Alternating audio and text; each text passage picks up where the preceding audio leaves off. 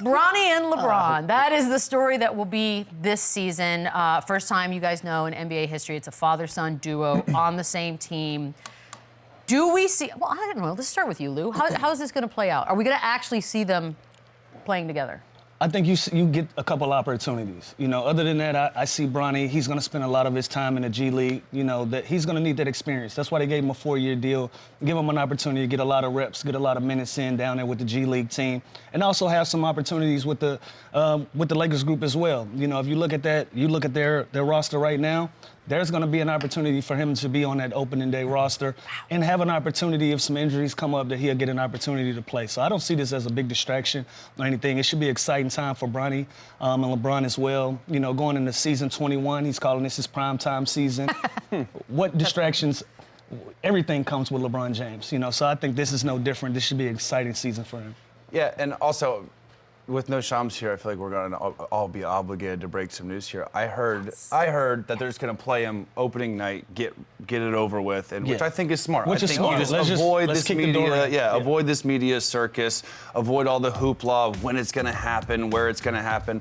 Play them together opening night, and then like Lou said, this is a project. Bronny is going to have some time to develop, and we can nitpick all we want and say he doesn't deserve it or how did he get here, but at the end of the day, I'm going to get my first F-bomb out too. It's fucking awesome that his son gets to play with his dad. Like, that is cool. It's never happened before. It is history. So we can nitpick all we want. We can say he doesn't deserve it. There's other kids that deserve it. It doesn't matter because that's all in the past. He's here. He's on the Lakers. And from everything I heard, the kid's a great kid too. And he's going to work hard. So who knows if he makes it? Who knows if he's actually going to be a valuable piece? But to have that happen this year is really, really cool, no matter how you look at it. I mean, I'm looking at it. I don't think it's that cool, but...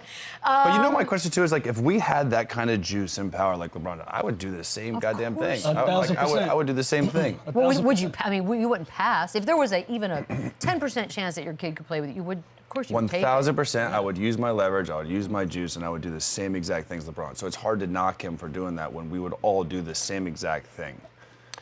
Now, is he good enough? That time will tell. But if you're another guy on the team, like anybody else, lower down the totem pole, is this going to be an issue for you? No, you're on a team.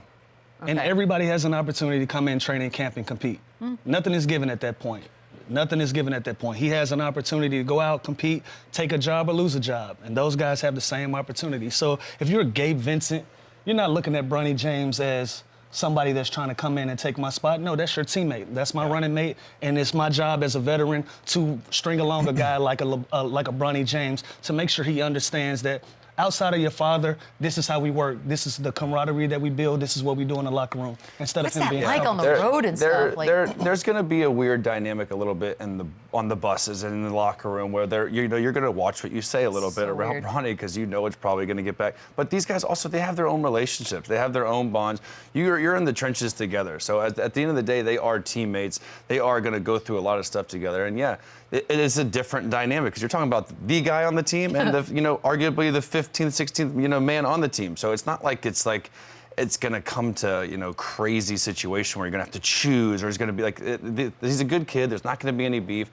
I was talking about earlier, I think it's more strange, like back in the day when Austin Rivers played for his dad. Okay. That to me is way different. Why? Because a player is always going to feel some way about the coach. You snubbed me. You subbed me out too early. Well, clearly they 3 minutes to go on the bench. He looks down the bench and he picks Austin to go in instead of me. I'm going to feel a little slighted. I can't help but think that's favoritism. So that to me is weirder than Bronny and Bron playing together. But once you're in that scenario though, you also have to realize Austin Rivers is a real deal pro, right? Yeah. So him going into a game isn't something that he was given. It was earned, right? So I was actually a part of that. I played with Austin, and Doc was the coach, and Austin made it very clear, look, that's my dad, but you guys are my teammates, and that's where we draw the line.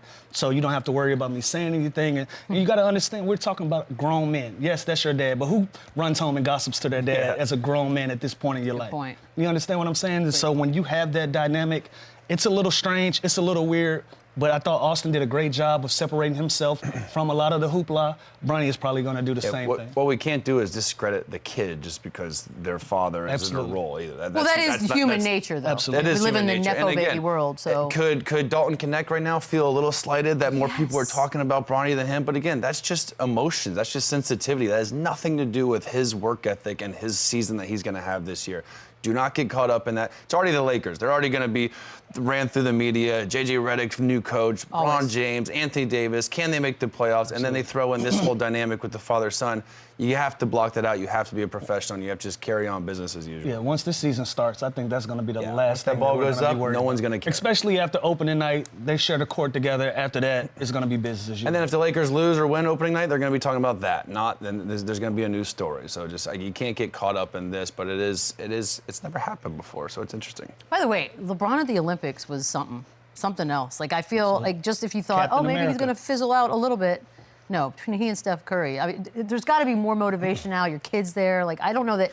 Here's the thing. I don't know that you can motivate LeBron James more. I mean, he is motivated. Well, I was watching their new show, Starting Five, and he was saying he's surprised with himself. He's surprised that he's still playing at such a high level. His body in such great shape. He feels great going into season 21.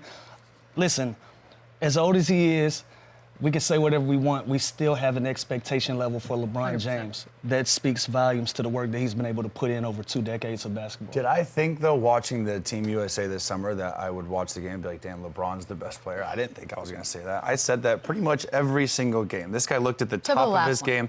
He looked healthy. He looked strong. He looked unbelievable. And the Lakers, the cold, hard truth is the Lakers need him to be that this season to have any sort of chance. So it is impressive. Does LeBron have anything to prove at all to anybody at this point of his career? Absolutely not. No chance in hell. He's already solidified himself as the best or the second best. So that's a debate we're probably going to have 10 more times this year. Well, we got 4 more days. Yeah, I think having his son right there, that's got to be such a pride moment for him every single night in that locker room when he sees both of them put his jersey on. It's really cool. If Bronny gets heckled, and he should, if NBA fans out there are doing their jobs right, on the road, Bronny should be heckled when he is with the Lakers. Is there a chance we see LeBron turn and defend his kid?